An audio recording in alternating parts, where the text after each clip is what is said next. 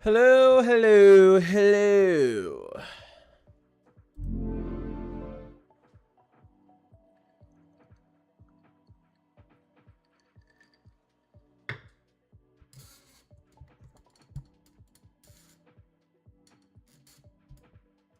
Let's fix this a little bit. There we go. Do I have alerts on here?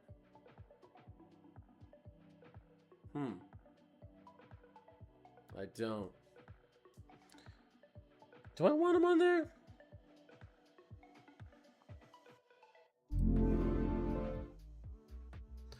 Where's that depression at? That is not a depression. That is a Cat 5 hurricane. That is in the Pacific. We have a Category 5 typhoon in the Pacific Ocean, as they call it. You know what I mean? In the Pacific.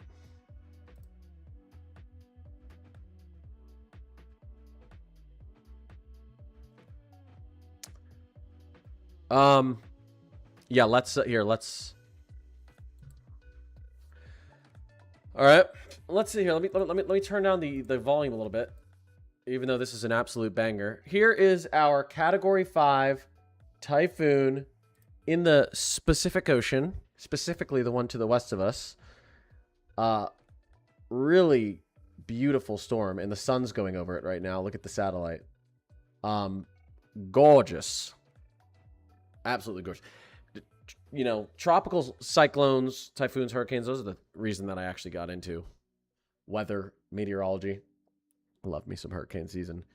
But this could end up being very dangerous, especially because if we break this down a little bit, there's a lot of models on the GEFS. A lot of the members of the GEFS have this moving into, you know, China, southern Japan, Taiwan as a major typhoon. Some even have it approaching as a Cat 5 still. So that's not good. Not good.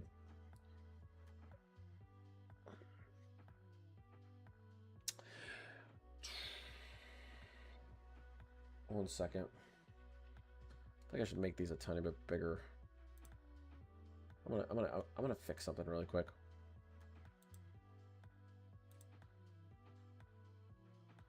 Hold up.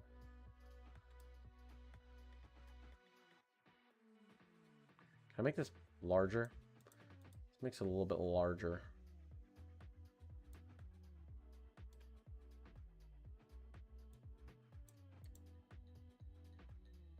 Yeah, that'll have to do.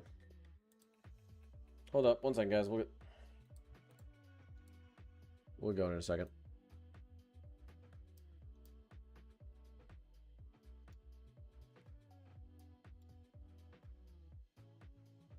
One moment. One moment. Bear with me. Bear with me. 16. 14. Man.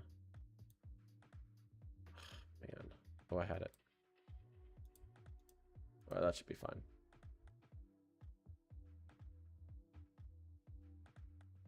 Okay. But yeah.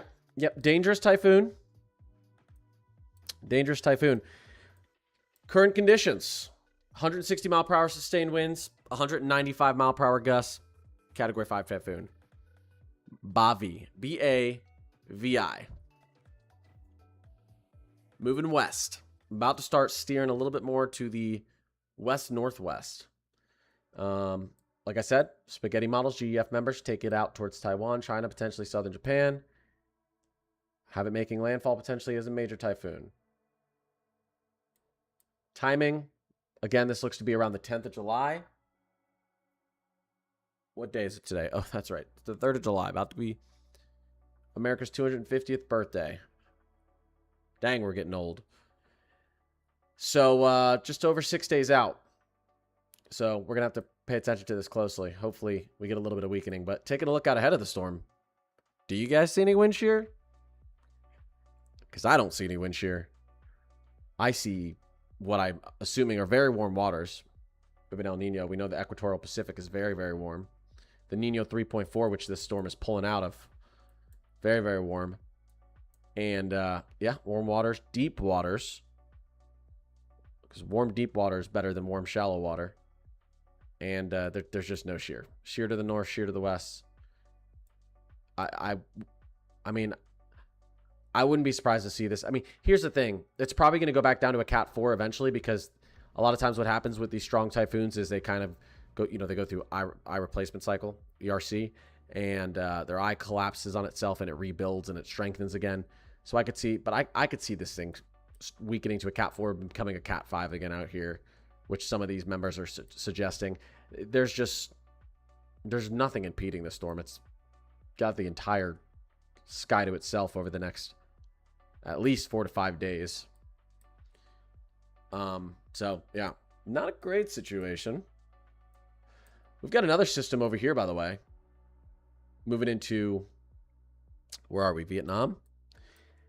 And there's Hanoi. 45 mile per hour winds, 57 mile per hour gusts, 1,000 millibar central pressures, ground speed 70 miles per hour to the north, west northwest. No, north. Yeah, west northwest. But so lots of rainfall for Vietnam. But this is the storm to be a little bit concerned about. Nice gentle storms here. Hello, everybody. All right, let's get back over and let's talk about some of the storms we got going around the states right now. We've got tornado up in Saskatchewan. Some severe weather down in southeastern Saskatchewan. All right, sorry. Manitoba, Saskatchewan. Yes, Saskatchewan. Then South Dakota and Nebraska, we got some severe storms out here. Tornado warning, large hail. You could have, you could have a little something right in here. There's a lot of rotation in there. Not the best radar, but you could see there. It looks like this thing's falling apart. There was something right there. You could see it traveling right there. These storms kind of combined, and you could see something pop out to the south now here, which is where we're now starting to see a couplet trying to form. Nothing crazy there, though. Northeastern Colorado, and I'm going to go over this quick little forecast for the states, and then I'm going to get into your questions. Northeastern Colorado, we've got a tornado warning. Anything to be concerned about? Not, don't really see a tight couplet, but strong thunderstorms, some large hail, damaging winds possible up there. Getting down into Kansas. Nice little MCS bow echo getting to form here. 60 mile per hour winds I'm guessing they have here, and it's probably going to be upgraded to considerable damage. 70 mile per hour gusts. You can already see indications of 80 plus mile per hour winds out here, so we'll have to watch this line. Don't see a couplet, don't see a tornado threat immediately right now, though. But these winds are enhancing, or these winds are getting stronger as they push off to the southeast towards Manhattan Junction City, Westmoreland, and the surrounding areas. What's happening up here towards Omaha, all the way down towards Beatrice. Severe thunderstorm warning here. These storms just passed Lincoln. Still got some strong storms moving through Lincoln. Interesting rotation happening right there. Is this Torpause? This could end up going Torpause. It's not right now, but let's keep our eye on that. To the west of Nebraska City. Keep your alerts on out there. Southeastern Iowa, northern Illinois. So they have this as a considerable damage, but not the other one. 70 plus mile per hour winds. Radar indicated out here. Moving east towards Naperville, whatever you call it. Plainfield, Joliet, Schaumburg, Wheaton.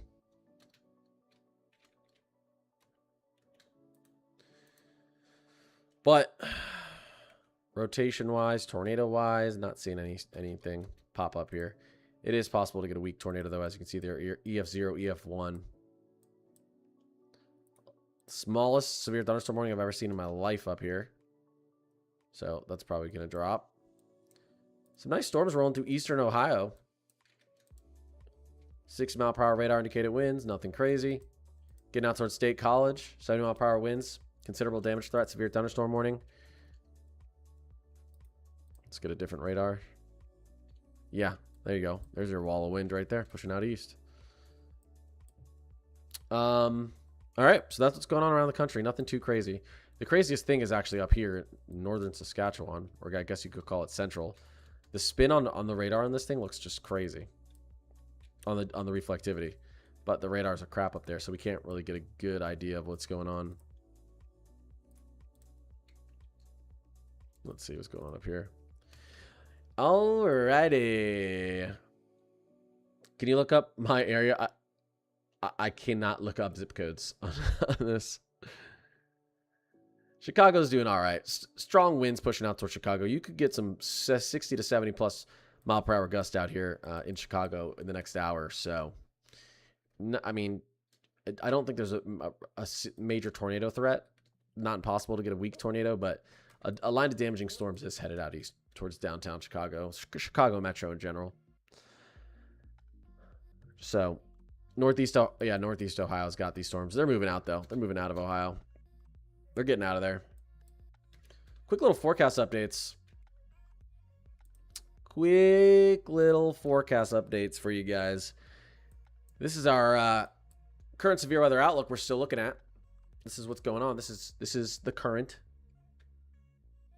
Actually, I want to fix something. Give me a second. Okay. Got us enhanced out there still through portions of, you know, central to eastern Nebraska, southwestern Iowa. Split 2% tornado risk. A little 2%, not a SIG. Out there in northern Illinois still. Southeastern or east central Iowa and then portions of southeastern Nebraska. And north central Kansas. 2%, no SIG. Not expecting any major strong tornadoes. But if you're in a risk zone tonight, keep your alerts on. Weird things have happened. Here's what's going on tomorrow. Here's our categorical outlook. Large, interesting looking slight risk out there at the portions of Colorado, Nebraska, Kansas, and Oklahoma, and portions of Missouri as well.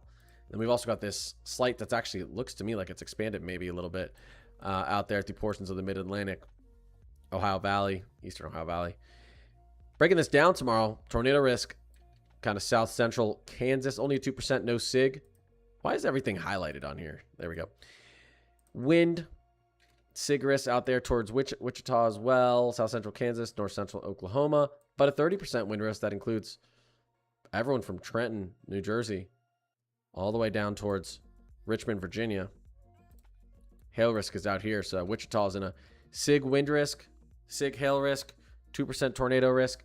This is the area the SPC seems most concerned about tomorrow, but there could also be some strong storms in the Mid-Atlantic, and the Mid-Atlantic is going to have another day, Sunday. Bad weekend to be in the Mid-Atlantic if you don't like severe weather. Great weekend to be in the Mid-Atlantic if you do. And there's your probabilistic, 5-15%. All right, I want to get to your questions and stuff, so we'll fly through this.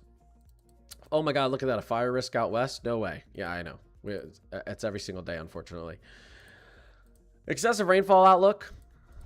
Next couple days, this is what we're looking at right now, but getting into tomorrow, a marginal for a lot of us out here.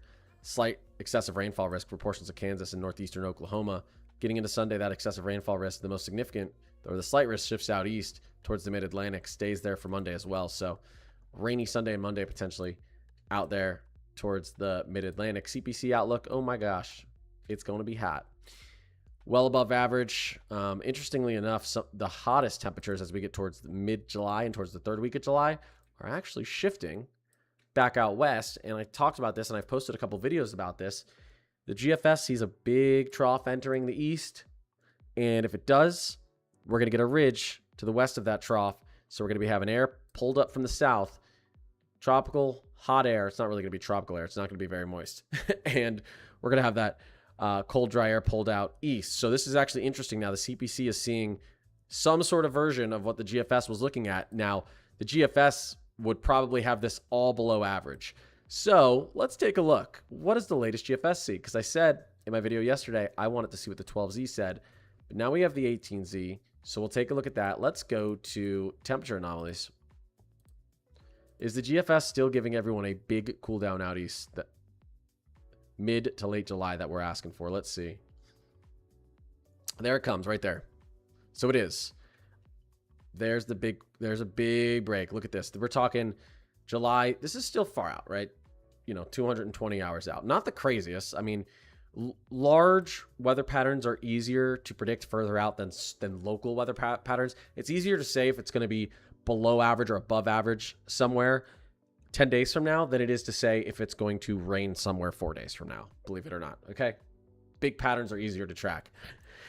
And the GFS, it's still hard to see what's, not that this is going to be right at 220 hours out, but the GFS has been seeing this for a while. Major cool down. We're talking potentially some areas getting 10 to 15, maybe even 20 degrees below average as we get out towards the end of the second week and into the third week of July. But then you get that big heat dome building out back out west where we could see temperatures, pushing 25 to 30 degrees above average locally in some areas. Look at that. That would be something. What's 31 degrees above average? I wonder what the actual heat index there would be. 111 in Concordia, yeah. Okay, so but that's interesting. So the GFS is pushing back to this look. We're back. It went away with the 06Z and it's back. And if we take a look at the 12Z, what did the 12Z do? 12Z had the same thing. So okay, so they're still seeing this, and oh my gosh, and then it puts, and this is really far down. This is out past 300. This is what we call la la land. But look at this. The GFS just puts consistent, well below average air, 10 to 20 degree below average air into the plains and out east in the middle towards the end of July, which is like the hottest time of the year. This would be incredible. All of our temperatures out here would be like in the mid 70s, low 80s, mid 70s, and it would be dry. It'd be dry. It would feel like fall forever. It would feel like fall out here in the middle of July to late July. Oh man, it's still too far out to have any sort of confidence with this. But the fact that the GFS has now been seeing this for over 24 hours, is the Euro on board now? Is the Euro on board now? Because the Euro wasn't on board. Let's take a look at the 12Z Euro. So the Euro does have this cold look. Watch this. Look at this. That would trigger some severe weather, by the way. So the Euro does have this cold air diving in right here. You can see the east starting to get much cooler as the west warms up, but it's not as pronounced. It's not as pronounced. If we go to the upper air, we take a look at the 500 millibar, absolute heat dome setting up for the west. And here's our trough on the Euro. So here's our ridge, here's our trough. The Euro has it, but you see how the trough's a little bit too far north to get all that cold air deep into the Ohio Valley and southeast. But this is still a nice ridge. I guarantee you if I flip over to the GFS, this trough is going to look more like this. It's going to be much more dug in. All right, so let's see how the GFS sees it. There it is. There it is. Much more dug in. Now you have your 500 millibar digging down into the southeast. Nice heat dome out west. This would be a fun weather pattern. And then the GFS goes, why not again? And then throws Arctic air. Arctic, it's the summer up here in the northern hemisphere. Arctic summer air back down out east right after it. That's crazy. I don't want to get too excited about the end of a model run. That's probably not going to happen, but this could. I'll entertain 200 to 240 hours out as a possibility. We see that stuff happen a lot.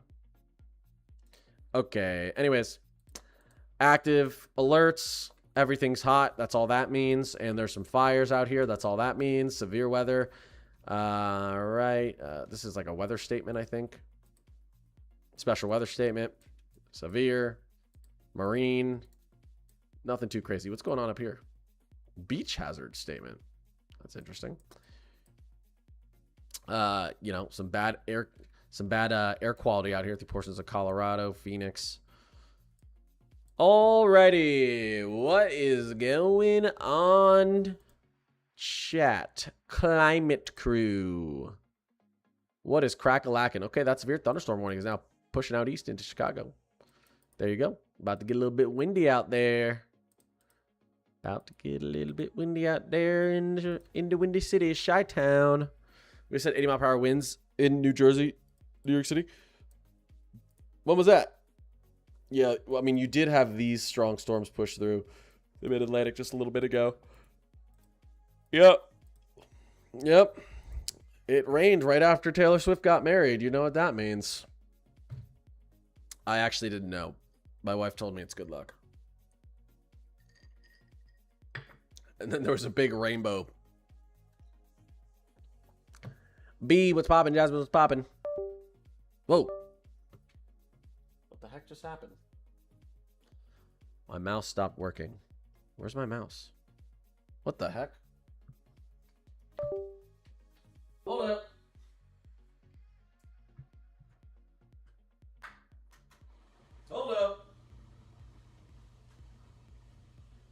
All right. Yeah, like 15 minutes, and then it was over. A bunch of trees down. Yeah, yeah. I saw those. Those storms were moving quick, too. Those storms looked like they were moving over 60 miles per hour. They were flying. Storms heading our way into western PA. Yes, there are. Out here, there are some storms headed into western PA. 6 mile per hour radar indicated winds here, but this storm out here is packing a little bit more of a punch. We've got considerable damage threat, severe thunderstorm warning headed straight for Belfonte. Is that how you say it? State College. I know how to say State College. But yes, some you can actually see the gust front out ahead of this one too. So these storms are booking. I'd say these storms are moving 45, 50 miles per hour. I want to say 50, even though that's crazy. Moving east at 30 miles per hour? No, they're lying to you. You're lying to us. These storms are moving quicker than 30 miles per hour. They've got to be moving at least 40. But yeah, there's some windy storms out there, western PA. And another line coming right behind that. Or central PA, another line coming right behind it in western PA.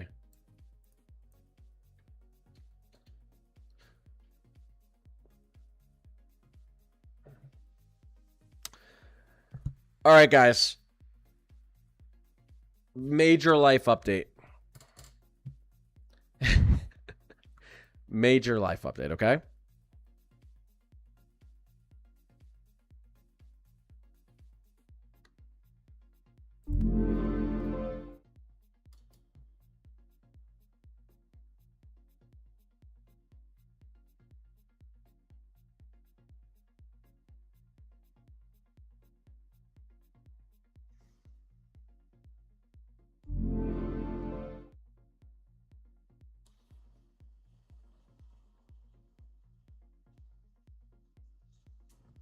I told my wife what the tattoo I was getting had to do with us and the kids' birthdays.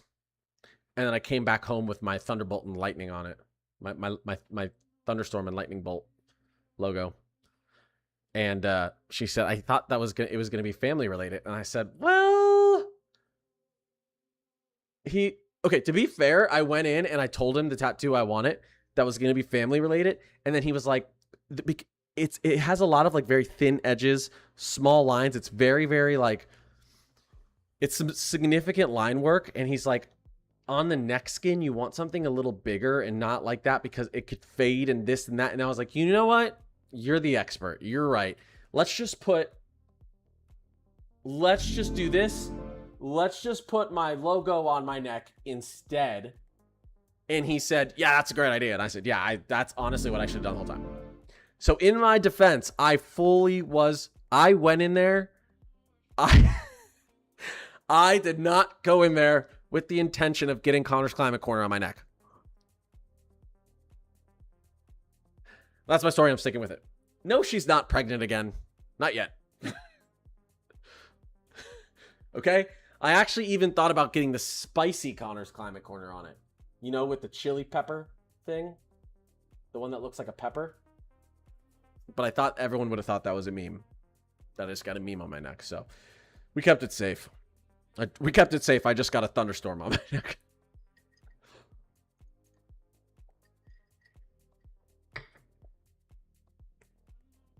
You know?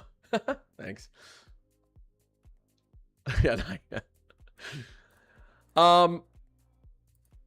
So anyways, yeah. But listen, I'm buying the GFS. I'm buying a major winter-like trough digging into the east here, middle of July towards the end of July. I'm buying that. You know what I haven't looked at? What's our precipitation forecast going to look like moving forward if we do see that? Let's take a look at the national blend.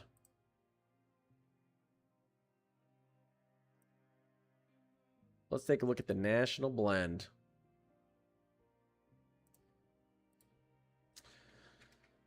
So here's the national blend.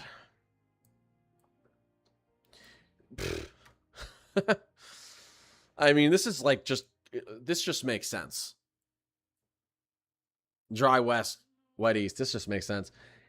Let's just push out like 7 days on the national blend. Let's just push out a week. You guys are the big winners out here. PA, New York, Jersey, Mid-Atlantic, New England. You guys are the big winners from rainfall over the next week.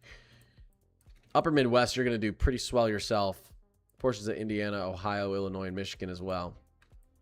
Kentucky, Tennessee, Alabama. Looks like you could get some good rainfall. And finally out here, the portions of the Carolinas as well. Pretty nice. I was also just showing... let me see. Are we gonna be able to see this? Let's go to our sandwich radar. There's just... there's actually a little bit more shear through here now. We've had such open waters, or such low shear through this region for so long, and I've been waiting for something to float up into there. There's actually a low pressure spinning right here. You guys see this? Look at this. Look at this rotation out here. It's just so dry. It's just too dry. I do wonder if we get... I do wonder with this convection to the south if we can get a little bit of a spin up down here to the southeast of the Bahamas. We'll see. This is exactly what an El Nino looks like. It's like literally to a T. Trade winds pick up. You get tons more convection here because the eastern equatorial Pacific is so warm. So you just have tons and tons and tons of chances for storms to develop out here, which, by the way, if you take a look at like some of these models in the members, it just shows storm after storm after storm after storm after storm. I'm not lying. I realistically think over the next month we could see another 4 to 5 tropical cyclones out here. I'm not lying. But what happens on the backside of all this convection? You just get shear. I mean, this is the perfect example. Look at this shear pushing up into the Gulf, down into the Caribbean. You think anything is going to form in here? Absolutely not. Any sort of tropical low that moves in here is just going to have the top sheared off, and it can't develop. Same out here in the Gulf now that this is moving into the Gulf. But again, so horrible area for tropical development. And even if you get some good tropical development out in the, tropical Atlantic, or the MDR, the main development region, by the time it gets out here, it's done. It's hitting a wall. It's hitting a shear wall. But look at this. No shear out here. No shear. Very, very clean. You've actually got a nice looking storm out here still. This is post-tropical storm, or post-tropical storm Douglas, now a tropical depression. But it's just funny. It might look like a bunch of weird colors. Everything's all mushed up. Just think about it like this. You've got winds moving this way. You've got very warm waters. You don't have a lot of violent winds moving in different directions at different velocities out here in the Pacific. But look what's happening out here. You've got strong winds moving to the south. You've got strong winds moving to the east. You've got winds moving out to the kind of east and northeast here. And you're not going to get any sort of tropical... You're not going to get any sort of tropical cyclogenesis out here because the low pressure isn't going to be able to get organized with winds rapidly moving in different direction with height. Out here, our winds agree. And this is only going to intensify. We haven't been in a strong El Nino in so long, and the fact that we already have this type of look out here in the tropics is crazy to me. This to me looks like we're already in a super El Nino. Like, this is exactly what I would expect to see in a super El Nino. Just like absolutely ridiculous convection in the eastern Pacific with obnoxious wind shear across the western Atlantic basin. This is picture perfect. Oh, and sorry, forgot. And a mega category 5 typhoon out in the Pacific taking aim for Taiwan and China. Like, this is it. This is strong El Nino. And technically we're not even in, we're not even classified as a moderate El Nino yet because it takes a while for the classification to hit. You have to have the water conditions in the ENSO 3.4 region for at least 2 to 3 months before you actually officially enter into your next ENSO phase. So we're not even in a strong, I think we're classified in a weak El Nino right now. Yeah, the Gulf and Atlantic's just getting sheared into oblivion. Yeah. Yep, but if this continues, we could see, this is another great example. You get storms out here that, because of this El Nino, that float up here, and then you get You get your subtropical jet kicked on, and all of this moisture gets pulled across the south over winter. Oops, let me get back to our screen. Speaking of this upcoming winter, let me actually change this real quick. Let me actually just go to this. So, again, why can we see better chances for snowfall in the south and cooler conditions for the south in a strong El Nino winter? Lots of convection down here. You see what's happening with this storm, and it's putting all this moisture, all this convection up into the southwest. This is going to strengthen our subtropical jet. We're going to have a lot of moisture funneling across the south as long as we stay in this pattern, which we will as we move through winter. So lots of dynamic cooling across the south, lots of moisture. There's just anytime, because you always have those opportunities in winter where you drop below freezing in the south. But the problem is, if you're in a La Nina, when you run above average in the south over winter, is you need the moisture and those random times you get below freezing to be timed up perfectly in the south to get snow. In an El Nino, you have so much more moisture available to you in the south. So those times when you inevitably get below freezing, there's a lot better of a chance that there's going to be some moisture to feed that below freezing air to produce snowstorms in the south. So a strong El Nino, especially, again, like, you're going to get fed in the south. At least that's how it typically works. Look at this. This little MCS down here in Kansas and southeastern Nebraska is looking nice.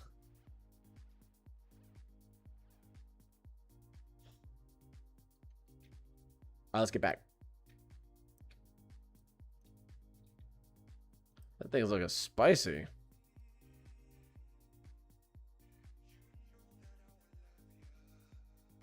It's making me want to come take another look.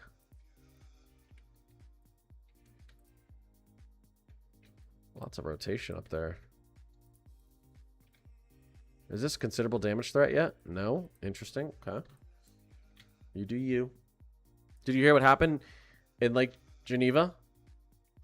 What happened? About to get ready to watch fireworks for the first time. Nice. Very nice. John, if you want snow down there, this is going to be the winter. This is going to be, it's not guaranteed, but the odds are in your favor. They're much better. Heck yeah.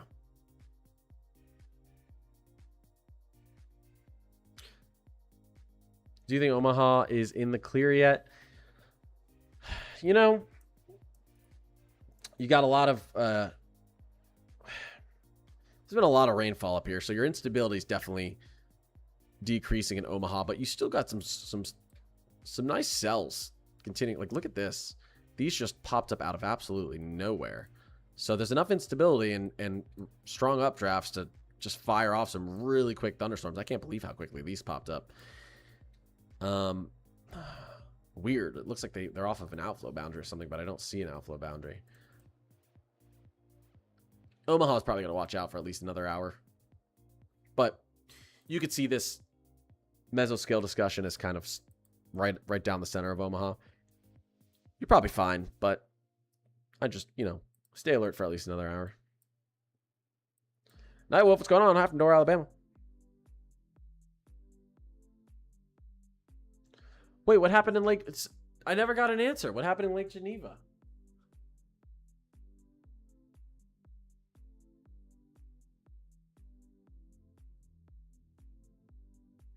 $105 in the summer, 32 in the winter. Gotta love Texas, yeah.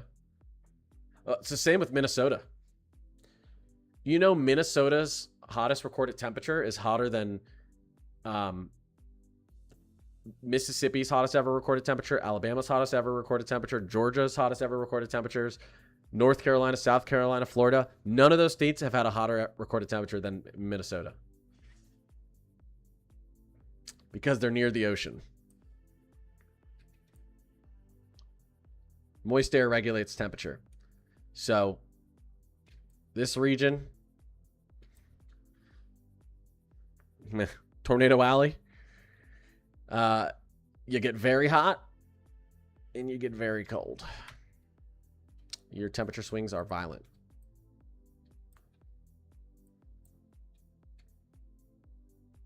I think the hottest ever recorded temperature in Florida is like 109 degrees. The hottest ever temperature recorded in Minnesota is 116. We cleared them by 7 degrees. And we're up here hanging out with Canada. I mean, I think it's only ever hit 100 degrees in Miami one time in history, recorded history. Tampa, maybe once. Has it ever hit 100 degrees in Tampa? Has it ever hit 100 degrees in Miami, Florida?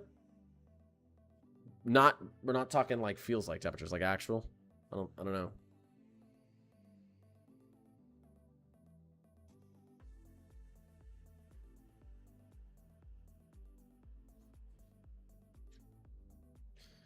Wait. They had a crazy storm that caused so many problems. Oh, geez. That's terrible. Oh, you know what? I feel like I did hear something about that now that you say that. You think it's been 100 degrees in Seattle? Potentially, but again, when you're right out on the water, look at this gust front and this bow echo, and we're still only saying 60-mile-per-hour winds out here? Really? There's 100% gusts over 60 miles per hour out here. 100%. Do we have any storm reports out here? Because I'm seeing it in the indications aren't always correct, but let's see if we have any storm reports. Oops.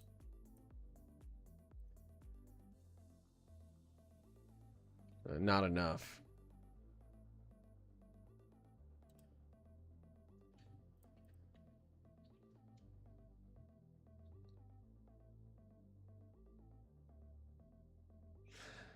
Yeah, I can believe that. I mean, you can get some crazy hot temperatures up in the northern tier states during El Nino years.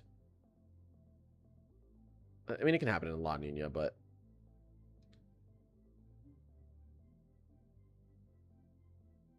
you run a lot warmer as an average in El Nino up north.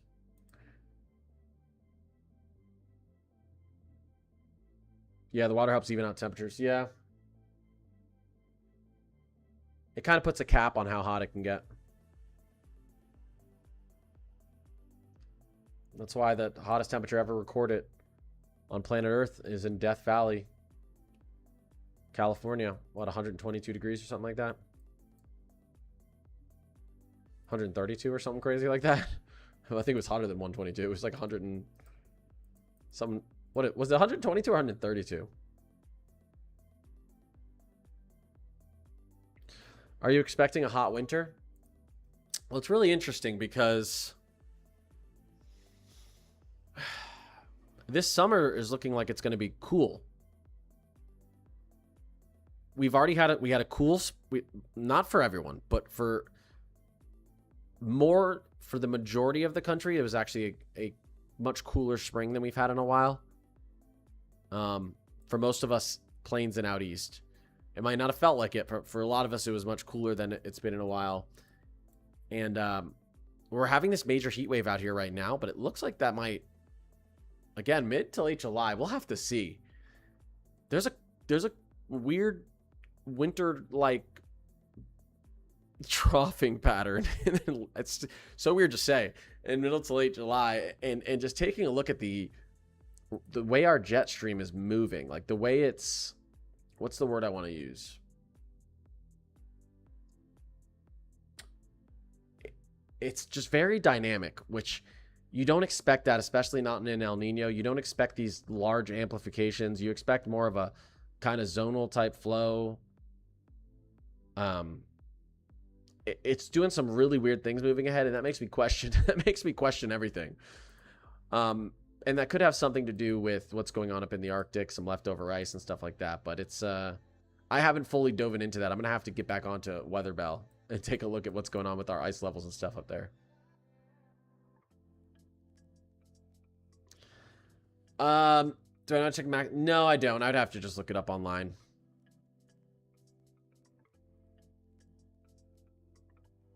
Yeah, I did hear about that. I mean, I'm going to look into that more off stream. What's Southwest Michigan look like? You guys just got a mesoscale discussion. Actually, I think this is new. This is new. Look at all these storms beginning to pop up. So, mesoscale discussion. You guys might get a severe thunderstorm watch. Hail up to 1.25 inches, possible. Winds up to 60+ miles per hour. Yeah, you guys just got this mesoscale discussion. So, these storms that are currently ripping through Chicago are heading your way.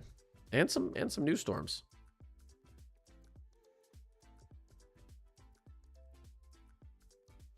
State College still has some strong storms moving through it. Some nice storms moving into Western PA and across Western PA still. Pittsburgh will have some storms approaching it soon. Big gust front about to push through Pittsburgh too.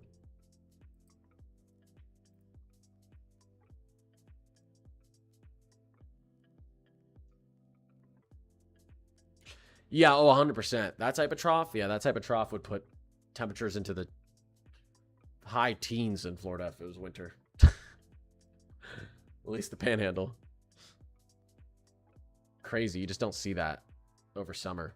But we're also seeing like continued severe weather every single day in late May into or late June into July, which is like super weird. We had an absolutely dud of a May, but then June and July picked up. It's been weird. It's been a really, really weird spring and early summer. Severe weather pattern isn't making any sense. The temperature outlook is very strange.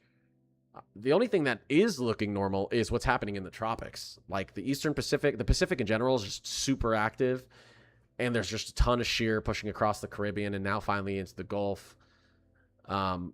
We've got one named storm in the Atlantic, and it was named for what, half a second, and we've got a ton of storms in the Pacific. So the tropics are doing exactly what they're supposed to be doing in an El Nino. But the United States is acting a little bit strange. Appreciate the follows. Thank you. I'm excited for El Nino. Me too. It's just finally, like, come on, let's mix it up a little bit. I'm sick and tired of these La Ninas and Enzo neutrals. I'm tired of this, Grandpa. That's too damn bad.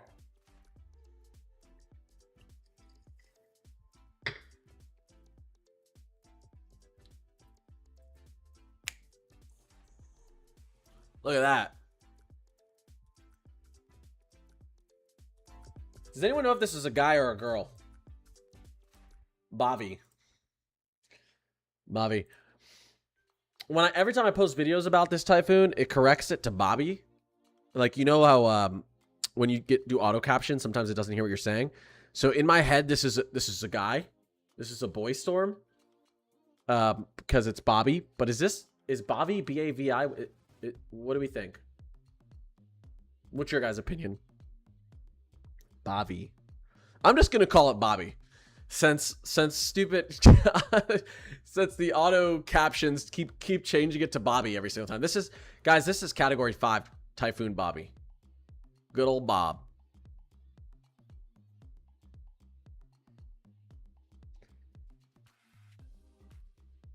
When did this undergo rapid intensification, by the way? How quickly did it undergo rapid intensification? Let's see. Past track. Okay, so it was a Category 1.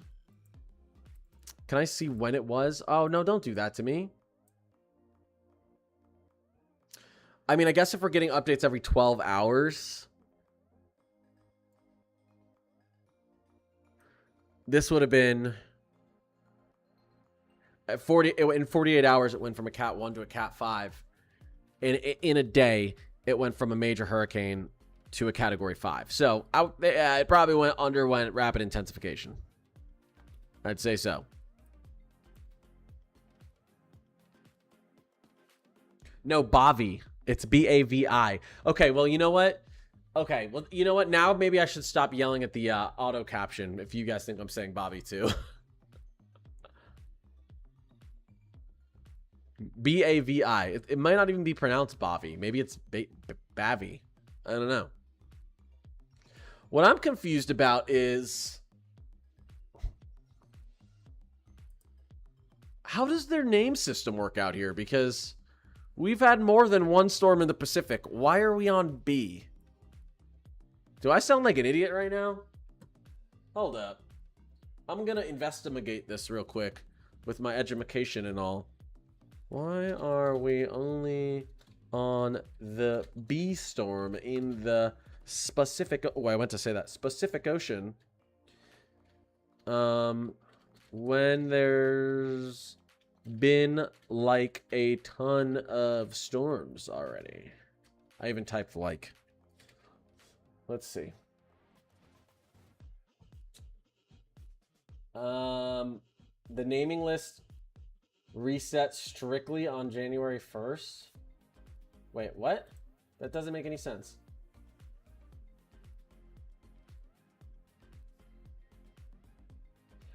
Oh, you know what it is? I'm stupid, guys. Just ignore me. No, B-A-V-I. It's spelled B-A-V-I. You know what it is? It's spelled B-A-V-I. Bobby. But I call it Bobby. You know what it is? Our storms in the Eastern Pacific don't count towards the Western Pacific. Because those are hurricanes.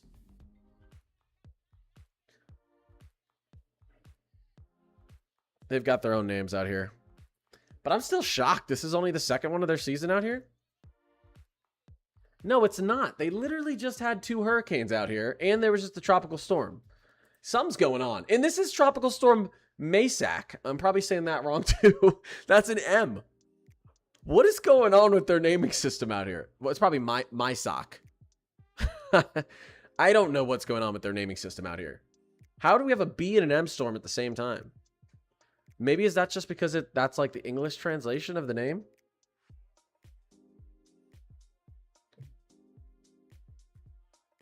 Farrah Cantori, help me out. Oh, are you already on it? Were you way ahead of me? Okay. The basin uses 5 rotating lists contributed by... I can't believe you are so quick. Contributed by 14 member nations. Instead of just typical human names, the list includes animals, plants, trees, and foods. Oh, God. Asia is so much cooler than us. Anyways, that's besides the point. Names are assigned sequentially from A to Z without resetting at the start of the new count. Are assigned sequentially from A to Z.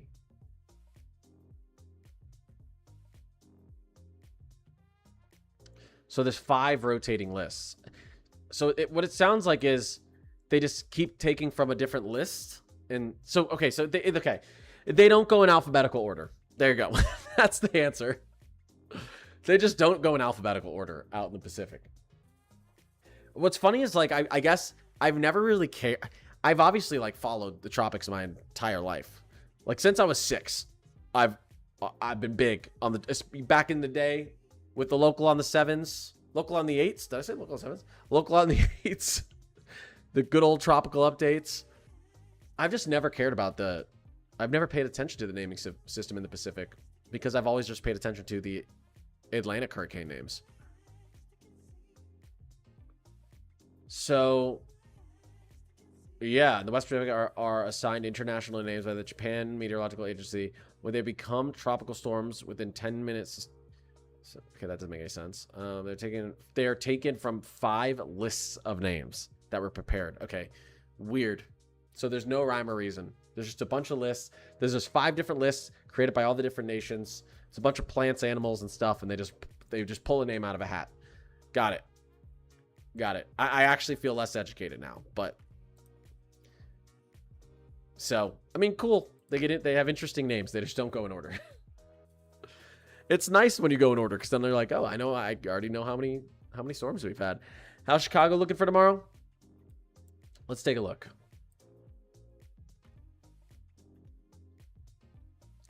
Let's take a look at our SPC convective outlook for Chicago. You guys aren't even in a... Look at that. You're in a general thunderstorm.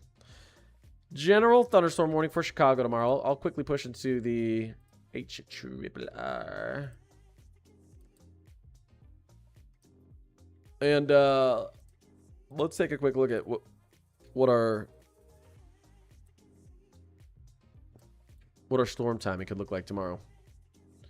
Some nice storms firing off tomorrow around 4 p.m.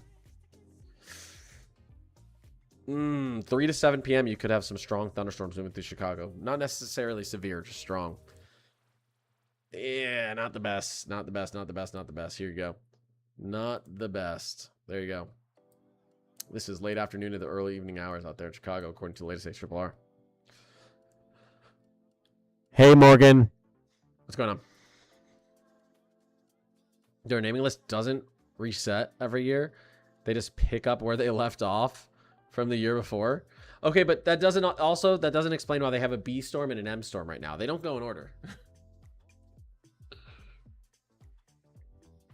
You know? Or I guess they just... I don't know. I give up. Bavi. Typhoon Bavi. Alright, guys. I'm going to hop off here. I plan on being up in the morning to post some updates. Yeah.